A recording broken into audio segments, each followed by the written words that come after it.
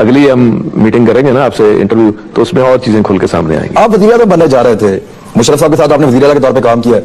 मुशर्रफ साहब क्यों चाहेंगे कि आप इलेक्शन हार जाएं? आज जिन जमातों को उस टाइम इलेक्शन जितवाया था बकौल आपके, अगर साजिश की थी, तो आज तो मुशर्रफ साहब उन्हीं लोगों के हाथों फंसे हुए हैं जो जीते थे उस वक्त। ये तो वो बता सकते हैं। इस चीज को हमने कोई 10 दफा मना किया था इनको, ये ना करें। मुशर्रफ साहब को बिल्कुल आपको पता था कि मुशर्रफ साहब कर रहे हैं कुछ? बिल्कुल बिल्कुल। क्या बातचीत हुई, जरा थोड़ा शेयर करें। मैंने उनको ये कहा था कि देखें, इंशाअल्लाह ताला हमने काम किए, हमारी स्ट्रेंथ है कि ये आप ना करें।